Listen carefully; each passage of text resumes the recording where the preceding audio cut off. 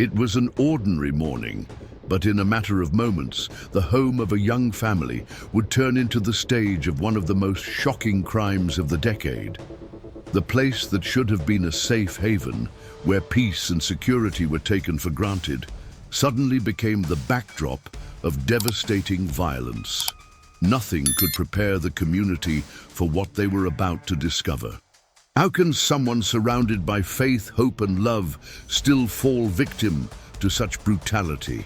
And could a simple everyday act like leaving the front door unlocked seal such a tragic fate?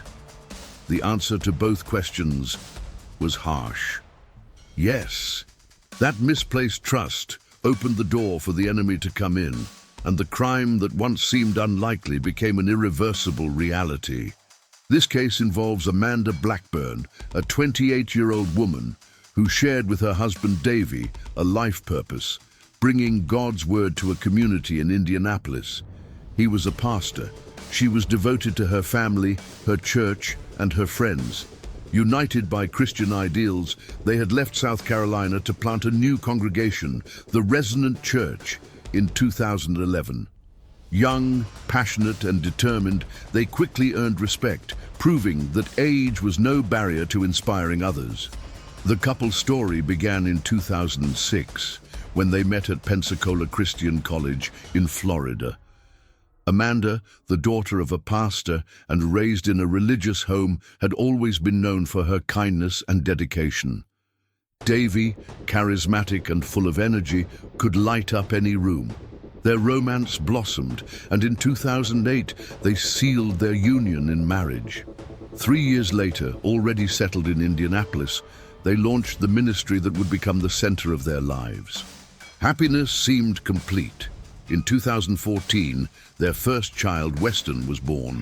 Amanda remained active, a dedicated marathon runner, while Davy balanced the roles of pastor and father. And when news of a second pregnancy arrived in 2015, their joy only deepened. The baby girl would be named Everett Grace. But what should have been a season of celebration would soon turn into a painful memory, marked by blood, loss, and silence. On the morning of November 10, 2015, nothing seemed out of the ordinary. The sun had barely risen when Davy Blackburn woke up around 6 o'clock, just as he usually did. Exercising early had always been part of his discipline, a way to keep both body and mind in balance. That day was no different. He went to the gym, completed his workout, and returned home a little after 7:30. Out of care, he chose not to wake Amanda, who was resting upstairs, pregnant with their second child. Wanting to protect her peace, he stepped outside to his car to take a phone call, believing he was making the simplest gesture of kindness and protection. That seemingly small choice became a turning point. When Davy walked back through the front door, he was met with a horrifying sight. Amanda was lying on the living room floor, surrounded by a pool of blood. Her body was barely clinging to life, unconscious, breathing with great difficulty. Upstairs, little Weston remained unharmed, unaware of the chaos unfolding below. Davy's first instinct was to check on his son, making sure he was safe, before quickly calling emergency services. His desperate plea for help reflected the urgency of the moment.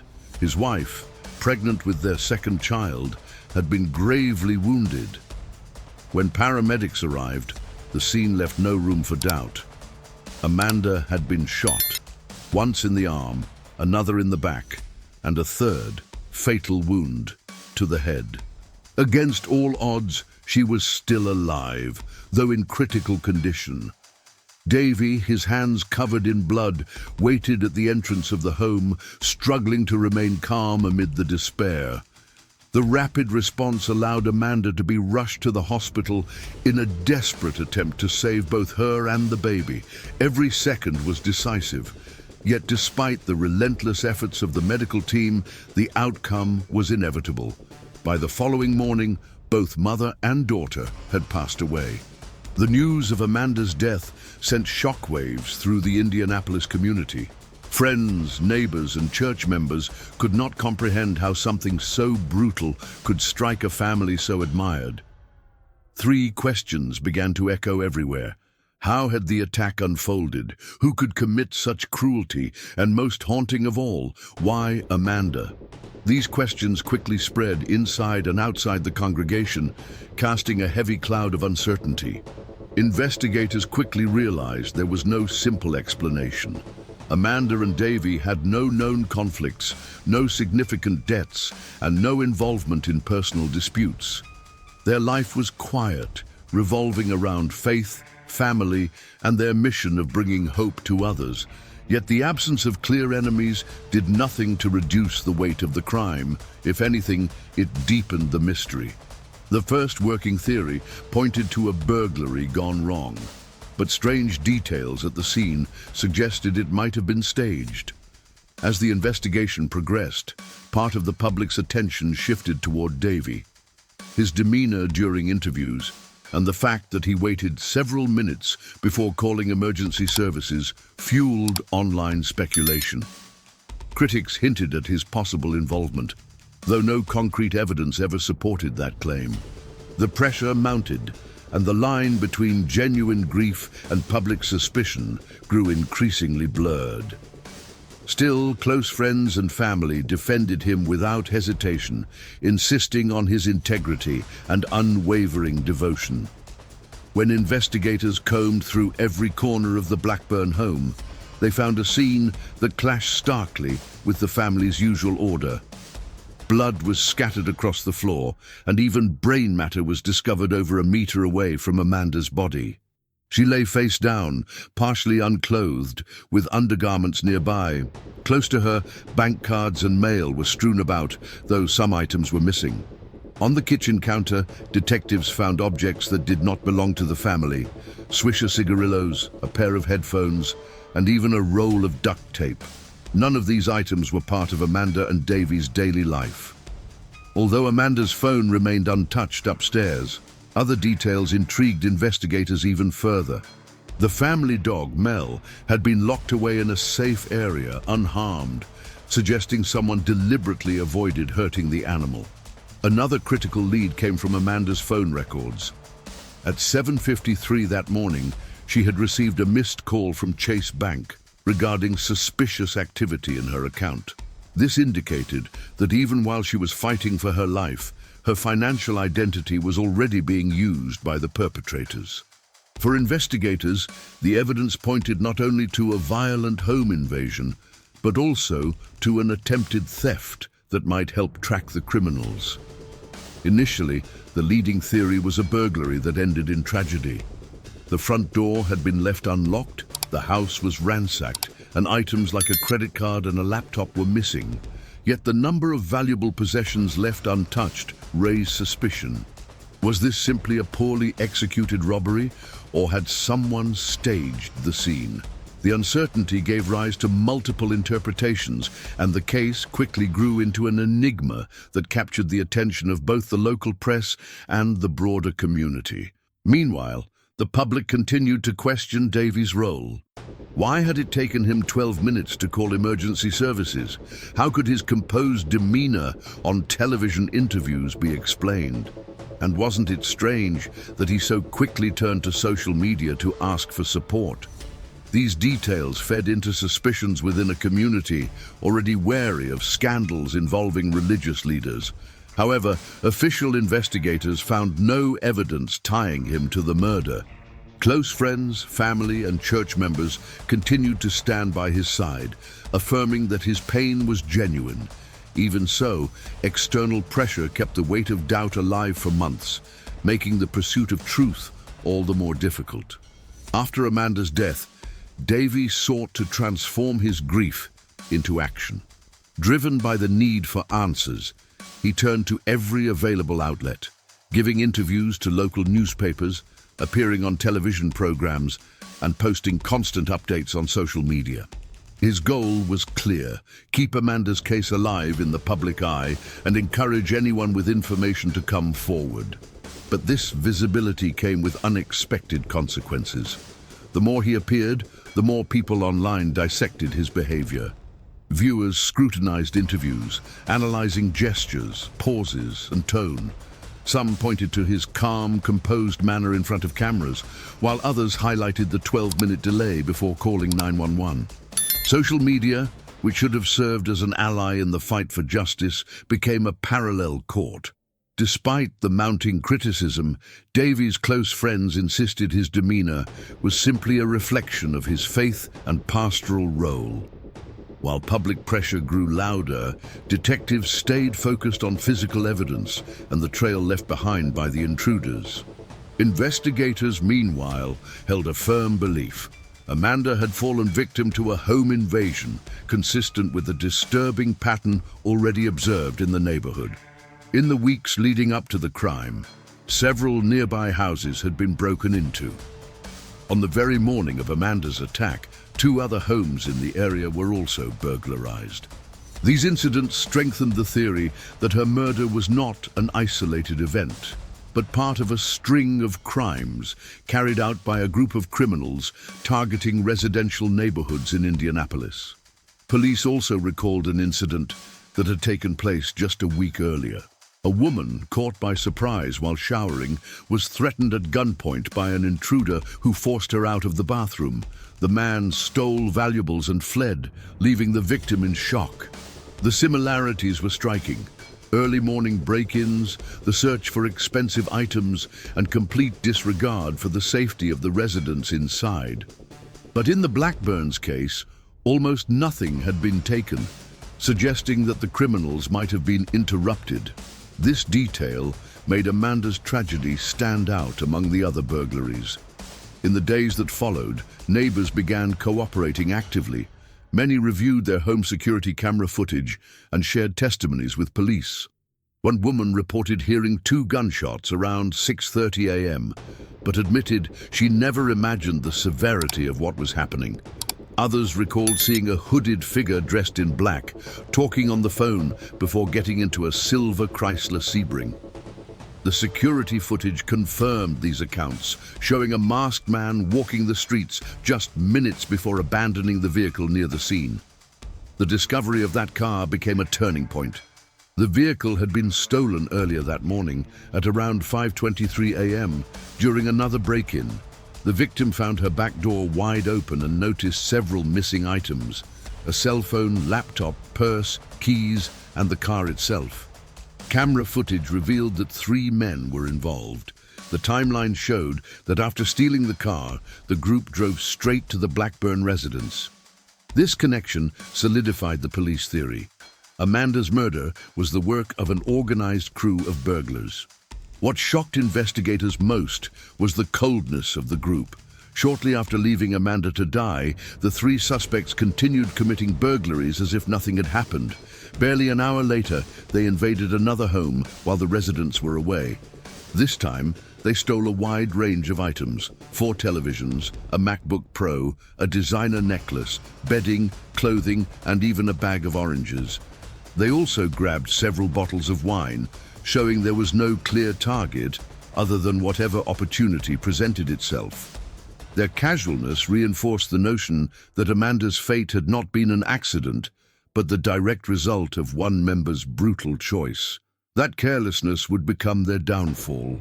The wine bottles left behind carried DNA samples.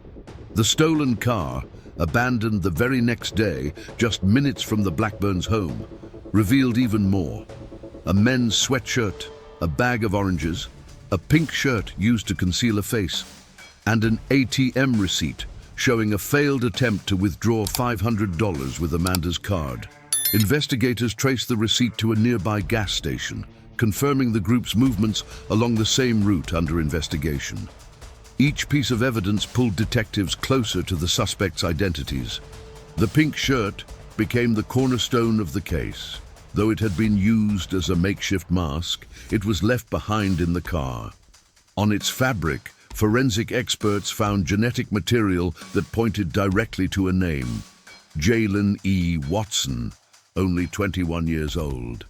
He had recently been released on probation after serving time for robbery. That seemingly small mistake, abandoning the shirt, became the link that tied the entire chain of crimes to the group responsible for Amanda's murder. With Watson identified, investigators began mapping his connections. They soon uncovered his close association with Diana Gordon, also on probation and monitored through his cell phone. Location data placed both men in the area during each burglary that morning, including the ATM where Amanda's card had been used. The net tightened further when the name Larry Joe Taylor Jr., just 18 years old, emerged from phone records linking him to the group's movements that dawn. Call triangulations and testimony from the suspect's landlord confirmed all three had left together around 3:30 a.m., carrying with them the weapon later used in the crime. 11 days after Amanda's death, police announced their first arrest. Larry Joe Taylor Jr., only 18 years old, was charged with murder, burglary, and home invasion. Soon after, in December, Jalen Watson and Diana Gordon were also taken into custody. Detective strategy was clear: apply pressure until one of them broke. As is common in cases involving multiple suspects, the pact of silence didn't last long. Tensions quickly surfaced, and each man began looking for a way to save himself. Diana Gordon was the first to cooperate. He struck a plea deal, providing crucial information in exchange for a reduced sentence. His testimony revealed disturbing details. The three had planned a string of break-ins that morning, and it was Larry who insisted on bringing a gun. Inside the Blackburn home, Larry entered Amanda's bedroom while she slept. When she resisted, the situation escalated into a kidnapping. Meanwhile, Gordon and Watson tried to use Amanda's bank card at an ATM. When the attempt failed, Larry realized she would not cooperate. He shut off her phone, sexually assaulted her, and fired 3 shots, one in her arm, another in her back, and finally a fatal one to her head, leaving her bleeding on the living room floor. According to Gordon, what followed was even more horrifying. Instead of remorse, Larry showed pride. He allegedly stood over Amanda as she bled, watching her with no sign of guilt or hesitation. Moments later, he ordered his accomplices to prepare for the next robbery, treating the tragedy as if it were just another stop in their morning spree. Gordon's testimony became a cornerstone of the prosecution, cementing Larry's role as the principal killer and painting a chilling picture of his brutality. The judicial process against the 3 suspects dragged on for years, marked by appeals, legal maneuvers, and even mistrials. Amanda's pregnancy became a particularly delicate issue. Though she had been expecting a baby girl, the judge ruled that the pregnancy could not be mentioned in court, since there was no formal charge related to the baby's death. This led to the suspension of 2 trials, as some jurors had been exposed to that information beforehand. To prevent further complications, it was decided the case would be tried directly by a judge, without a jury. This change worked against Larry Joe Taylor Jr., and who was found guilty on all counts: murder, burglary, robbery, kidnapping, vehicle theft, and unlawful possession of a firearm. His sentence was severe: 86 years in prison, eliminating any chance of a future release. Diana Gordon and Jalen Watson, having cooperated with authorities, received lighter punishments. Gordon was sentenced to 30 years, with 25 served in prison and 5 on probation. Watson received a 29-year sentence, reduced to 15, with a minimum of 10 years to serve. The discrepancy between their deals raised questions, since Gordon was the first to cooperate, but prosecutors defended the agreements as necessary to secure convictions. For Amanda's family, the verdict brought a measure of relief, but it could never fill the void left behind. Davy, who had lost both his wife and unborn daughter in a single day, faced public criticism when he remarried less than a year later. Still, he found strength in his faith, choosing forgiveness over bitterness. In his memoirs, he described Amanda as the most selfless person he had ever known, someone who lived for others and left a legacy of love and compassion. Though the legal chapter eventually closed, Amanda's memory endured. For those who knew her, she remained a symbol of kindness, faith, and resilience. A young woman whose life was stolen too soon, but whose spirit continues to inspire.